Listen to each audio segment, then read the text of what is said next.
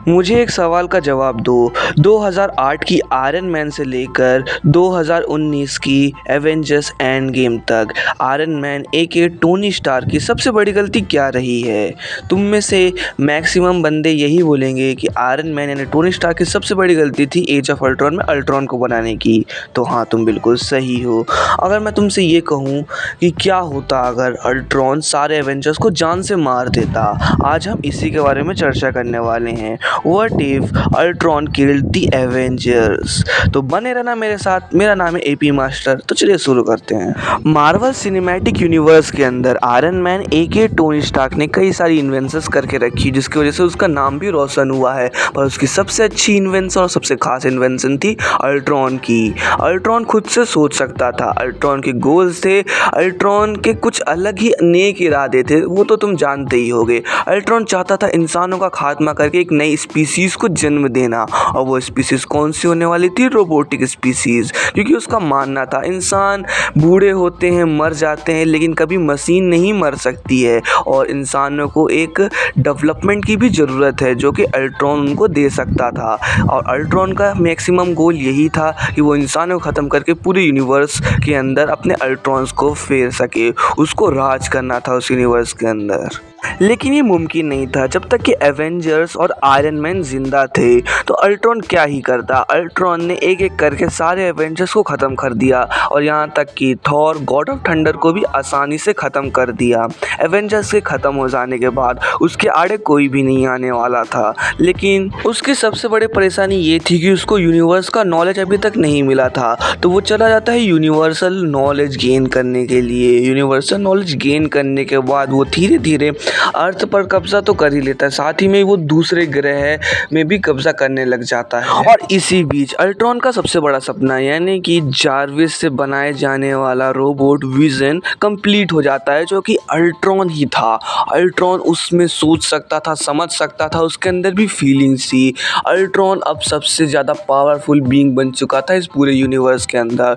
वो एक एक करके सारे यूनिवर्स मतलब सारे प्लैनेट्स को ख़त्म करता जाता है और उसमें अपने अल्ट्रॉन्स को भेजने लग जाता है। धीरे धीरे वो यूनिवर्सल किंग बन जाता है। लेकिन वो जानता नहीं था यूनिवर्स में थैनोस नाम का भी एक ऐसा बीइंग है जो अल्ट्रॉन को जान से ख़त्म कर सकता है। थैनोस को जैसे ही पता चलता है कि उसके होते हुए एक रोबोट, एक अल्ट्रॉन नाम का फुद्दी रोबोट पूरे यूनिवर्स पे कब्जा कर रहा है, तो बस वो अपनी स्वॉर्ड लेके निकल जाता है इसका शिकार करने के लिए। दोनों का आमना सामना होता है। अल्ट्रॉन देख के थैनोस का मजाक उड़ाता है कि ये तो एक वाहियात ठुड्डी वाला बैगनी कलर का एलियन है। थैनोस को इससे फर्क नहीं पड़ता है। थैनोस अपनी स्वॉर्ड लेके शुरू हो जाता है पेलने के लिए अल्ट्रॉन को। अल्ट्रॉन हैरान था कि एक स्वॉर्ड उसके विजन जैसी वाइब्रेनियम से बने बॉडी को कैसे डैमेज कर सकता है। पर अल्ट्रॉन जानता था कि अगर उसकी पावर माइंड स्टोन में स्टोर है और माइंड स्टोन को निकाल लिया जाएगा तो वो मर जाएगा।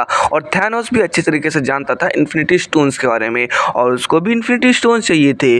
तो वो डायरेक्ट हमला करता है उसके माथे में लगे माइंड स्टोन की तरफ। अल्ट्रॉन काफ़ी कंट्रोल करता है उसे रोकने के लिए, पर थैनोस उसके शरीर से उसकी गर्दन अलग करके उसके माथे से माइंड स्टोन निकाल लेता है। अब थैनोस के पास था एक इन्फिनिटी स्टोन। अल्ट्रॉन हो चुका था ख़त्म। पर तुम ध्यान रखना, अल्ट्रॉन एक बॉडी में रहा इंसान नहीं है, वो एक एआई है। वो एक बॉडी से दूसरे बॉडी में ट्रांसफ़र हो सकता है। तो वो बस यही करता है।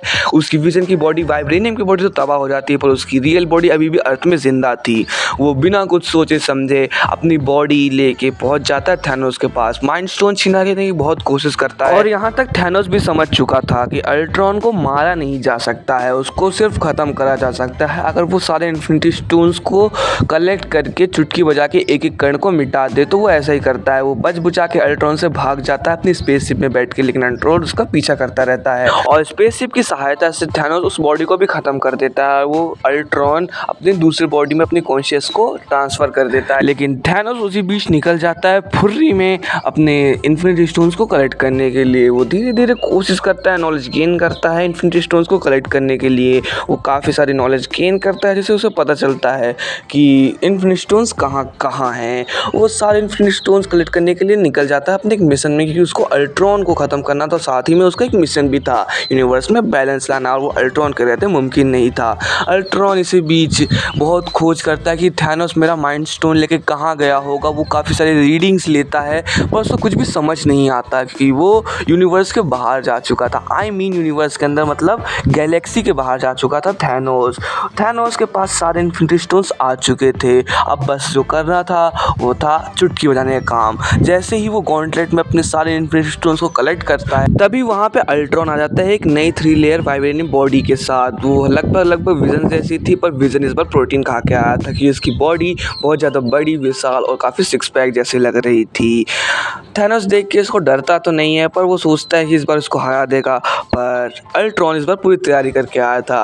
अल्ट्रॉन अपने माइंड पे लगे एक आर्क रिएक्टर की सहायता से थैनोस के 2 टुकड़े कर देता। थैनोस वहीं पे ख़त्म हो जाता है। अल्ट्रॉन बढ़ता है गॉन्टलेट की तरफ, और अल्ट्रॉन ने अब तक ये सारी नॉलेज गेन कर चुकी थी, तो उसको इसका यूज़ करना भी अच्छे से आता था। अल्ट्रॉन को सारी यूनिवर्स में कब्जा करना था एक एक करके, तो वो गॉन्टलेट को उठाता है और उसके पास अब माइंड तो था ही विज़न की कृपा से, तो वो चुटकी बजा देता है और पूरे यूनिवर्स का एक एक कण मिटा देता है, पूरे प्लैनेट्स मिटा देता है, एक एक इंसान की स्पीसीज, एलियन की स्पीसीज सब मिटा देता है। और ऐसे होता है एज ऑफ अल्ट्रॉन शुरू। तो आपकी राय मैं कमेंट्स में जानना चाहूँगा कि आपको ये मेरी फिक्शनल स्टोरी कैसी लगी। राय कमेंट्स में ज़रूर बताइएगा। बाकी वीडियो देखने के लिए बहुत धन्यवाद। जय हिंद, वंदे मातरम। मिलते हैं दूसरे व्हाट इफ के एपिसोड में।